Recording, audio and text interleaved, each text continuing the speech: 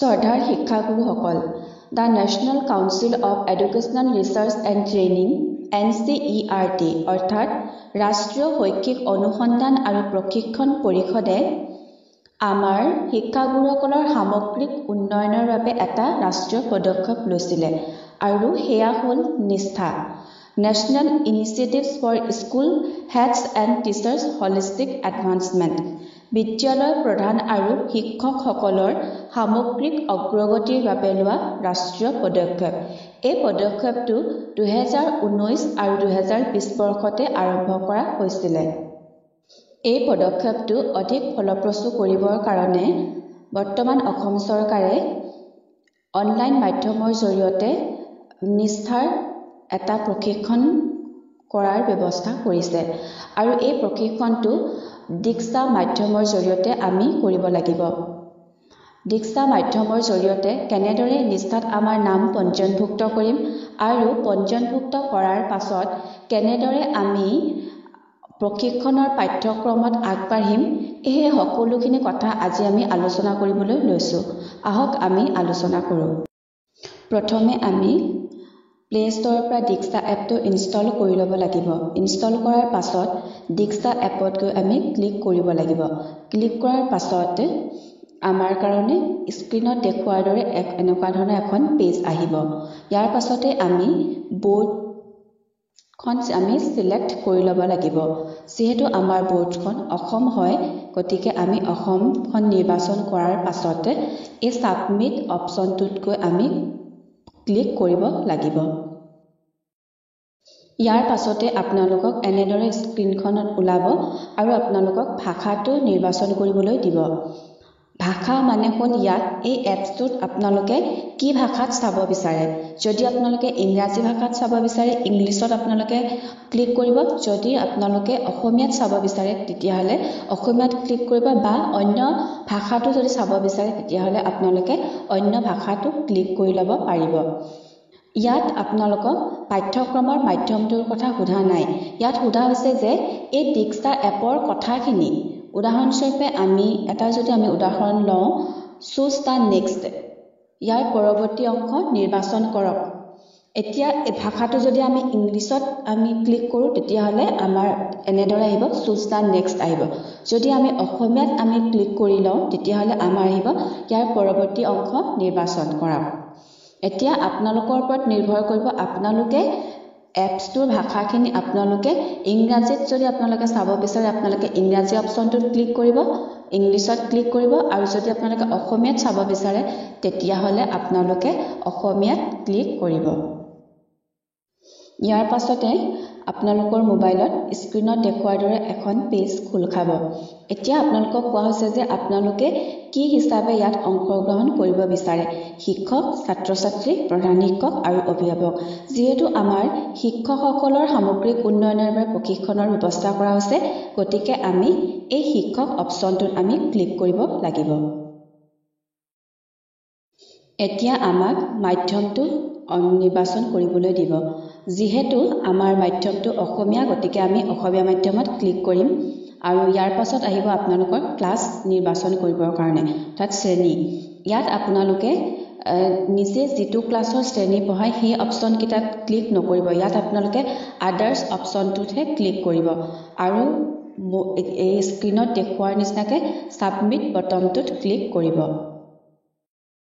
Click কৰাৰ পাছত এনেধৰণে স্ক্ৰীনত দেখুওৱাৰ দৰে আপোনালোকে পেজটো দেখিবলৈ পাব। ইয়াৰ পাছতে আপোনালোকলৈ এনেধৰণৰ এটা পেজ ওলাই আহিব, কিন্তু আপোনালোকে এই পেজটোত ক্লিক নকৰি যিটো পূৰণ চিন যিটো দিয়া আছে সেই পূৰণ চিন অপশ্যনটোতে আপোনালোকে ক্লিক কৰি দিব, লগে লগে সেই পেজখন আঁতৰি যাব।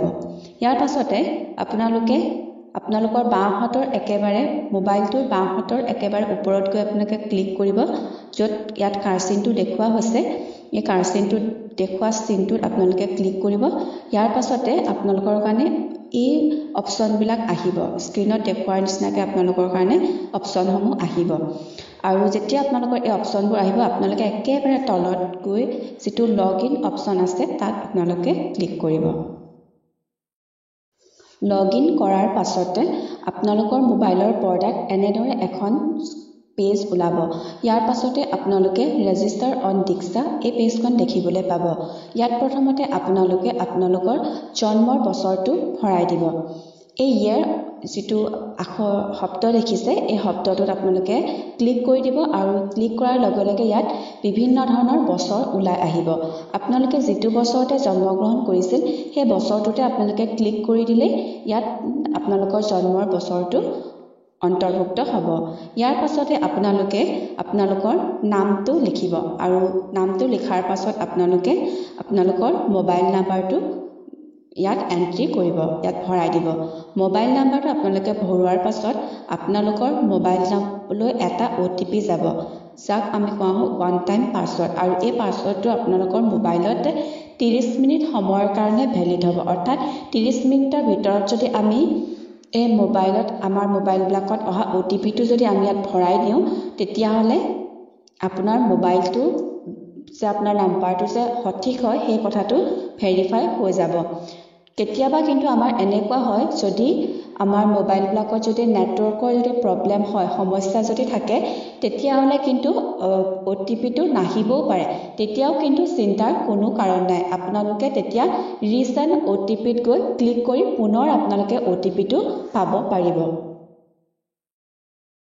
এতিয়া আপোনালোকে এটা পাছৱৰ্ড গঠন কৰিব লাগিব এই পাছৱৰ্ড গঠন কৰোঁতে আমি কিছুমান কথা আমি গুৰুত্ব দিব লাগিব প্ৰথমতে আমি গুৰুত্ব দিব লাগিব যে এই পাছৱৰ্ডটো মুঠতে আপোনালোকৰ 8টা ক্যাৰেক্টাৰ হ'ব লাগিব অৰ্থাৎ আমি 8টা বৰ্ণৰ ভিতৰত এই পাছৱৰ্ডটো আমি গঠন কৰিব লাগিব আৰু এই 8টা বৰ্ণৰ ভিতৰত আমি যেতিয়া আমি বৰ্ণকিটা দিম এই বৰ্ণকিটাৰ ভিতৰত আমাৰ সংখ্যাও থাকিব লাগিব আমাৰ ইংৰাজী বৰ্ণমালাৰ বৰফলা অৰ্থাৎ কেপিটেল লেটাৰ আমাৰ ইংৰাজী বৰ্ণমালাৰ স্মল লেটাৰ সৰু ফলা আৰু লগতে কিছুমান স্পেশাল ক্যাৰেক্টাৰ্স মানে হ'ল এই যে প্ৰশ্নবোধক চিন হেছ চিন ষ্টাৰ চিন তৰাটোৰ নিচিনা এটা চিহ্ন থাকে সেইবিলাকক আমি স্পেশাল ক্যাৰেক্টাৰ্স বুলি কওঁ আৰু তেনেকুৱা ধৰণৰ এটা স্পেশাল ক্যাৰেক্টাৰো আপোনালোকে তাত দিব লাগিব আৰু এই গোটেইখিনি মিলাই আপোনালোকৰ পাছৱৰ্ডটো 8টা বৰ্ণৰ হ'ব লাগিব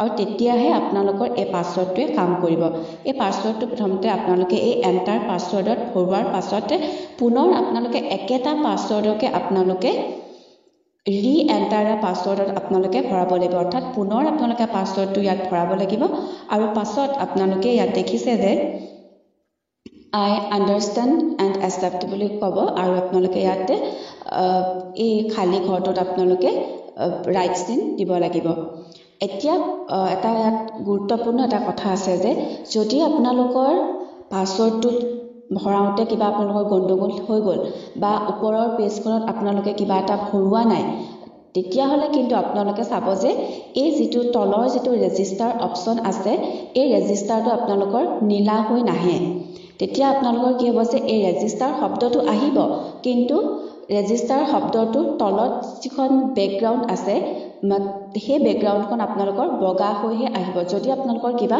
ভুল হয় যদি আপোনালোকৰ শুদ্ধ হয় সকলোখিনি আপোনালোকে যিখিনি ভৰাবলগীয়া আছে গোটেইখিনি আপোনালোকে নিয়াৰিকে ভৰোৱাৰ পাছত শুদ্ধ হলে কিন্তু আপোনালোকৰ এনেদৰে ৰেজিষ্টাৰ লিখিব আৰু ৰেজিষ্টাৰ পাছফালৰ যিখন বেকগ্ৰাউণ্ড থাকিব সেইখন আপোনালোকৰ নীলা ৰঙৰ হৈ আহিব আৰু আপোনালোকৰ এই পেজখন আপোনালোকে ক্লিক কৰাৰ পাছত আপোনালোকে দ্বিতীয় পেজখনলৈ আগবাঢ়িব পাৰিব ইয়াৰ পাছতে আপোনালোকলৈ এনে ধৰণৰ এটা পেজ আহিব don't have an account register here log in with state system sign in with google আপোনালোকে ইয়াতে sign in with google অপচনটোত ক্লিক কৰিব ইতিমধ্যে আমাৰ দীক্ষাত লগ ইন কাৰ্য সম্পূৰ্ণ হ'ল ইয়াৰ পাছতে আপোনালোকে এই যে আপোনালোকৰ মোবাইলৰ একেবাৰে তললৈ গৈ তলত আপোনালোকৰ এনে ধৰণে এডাল বাৰ আহিব আৰু এই বাৰডালত আপোনালোকে এই মানুহ নিচিনা যেজন চিহ্ন আছে এই চিহ্নটোত আপোনালোকে ক্লিক কৰিব আৰু ক্লিক কৰাৰ পাছত এনে ধৰণৰ এটা পেজ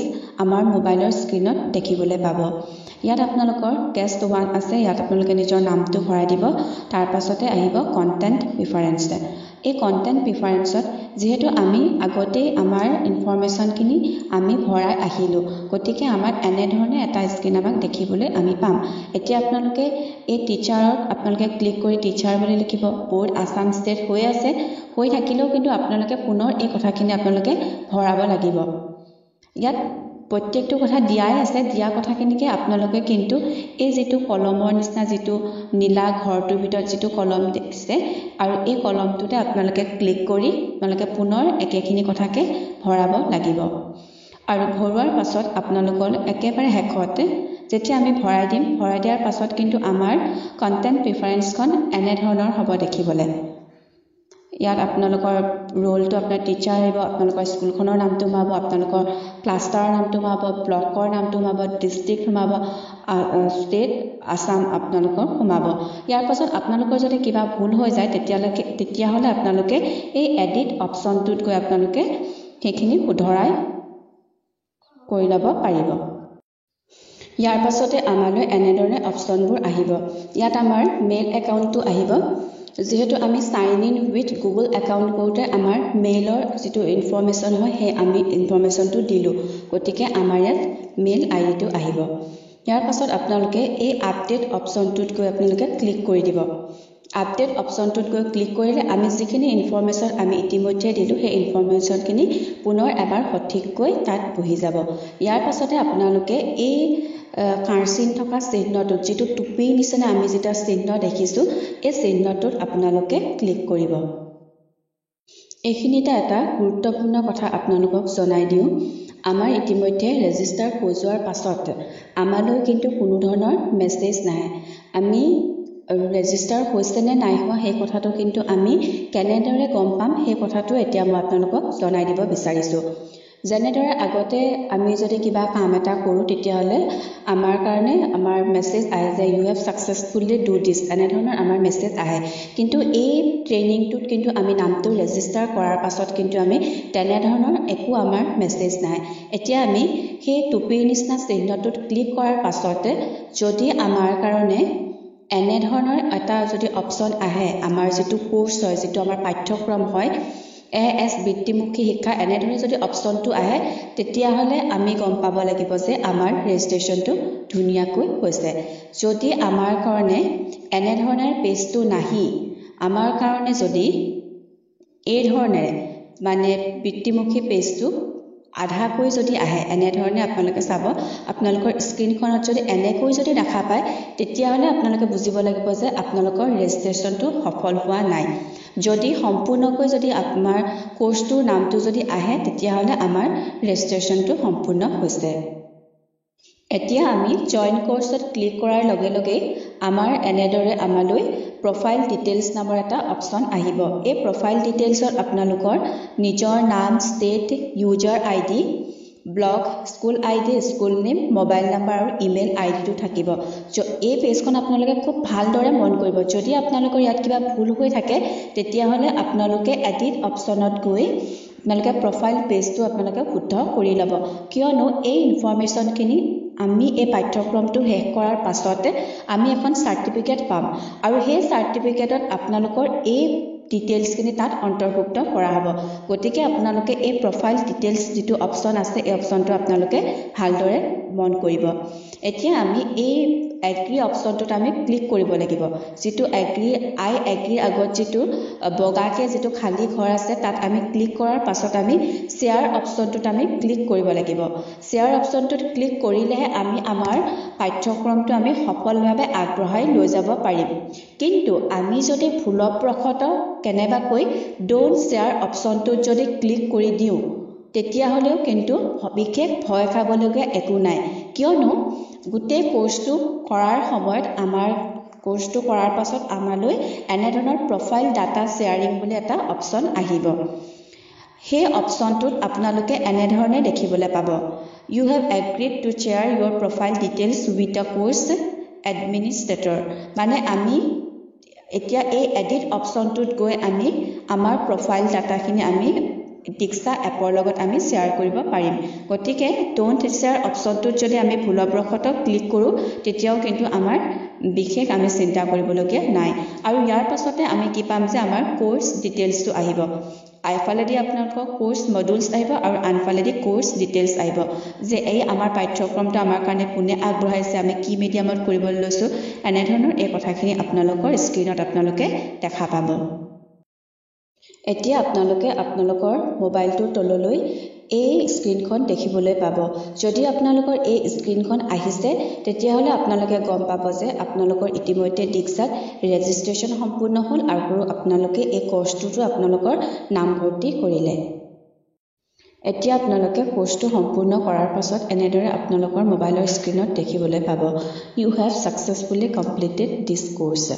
আৰু আপোনালোকে আৰু এটা কথা মন কৰিব যদি আপোনালোকে কোৰ্সটো সম্পূৰ্ণ কৰে তেতিয়াহলে কিন্তু এই যে যিডাল হেউজিয়া লাইন দেখিছে এই হেউজিয়া লাইনডাল সম্পূৰ্ণকে হেউজিয়া হৈ পৰিব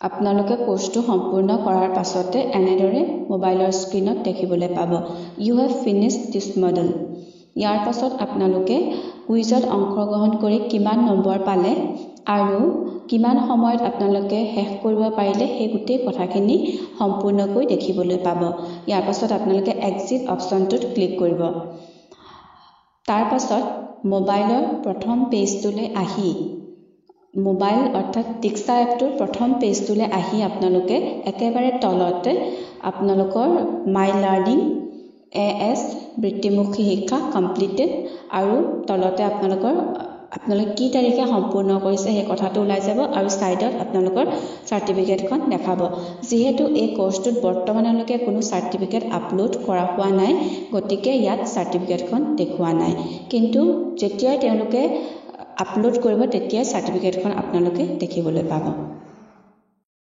এনেদৰে আপোনালোকে নিষ্ঠাত ৰেজিষ্ট্ৰেচনৰ পৰা আৰম্ভ কৰি নিজৰ পাঠ্যক্ৰমত নামভৰ্তি আৰু সাৰ্টিফিকেট কেনেকৈ পাব হেয়া গম পাব যদি আপোনালোকৰ এই ভিডিঅটো চাই ভাল লাগে আপোনালোকৰ কামত আহে তেতিয়াহলে এই ভিডিঅটো লাইক কৰিব শেয়াৰ কৰিব আৰু নিষ্ঠা সম্পৰ্কে বিতংভাৱে জানিবলৈ নিষ্ঠাত আহিবলগীয়া প্ৰশ্নসমূহৰ আলোচনাৰ বিষয়ে জানিবলৈ মোৰ চেনেলটো সাবস্ক্ৰাইব কৰি দিব আৰু লগতে বেল আইকনটো ক্লিক কৰি অল অপচনটোত ক্লিক কৰি দিব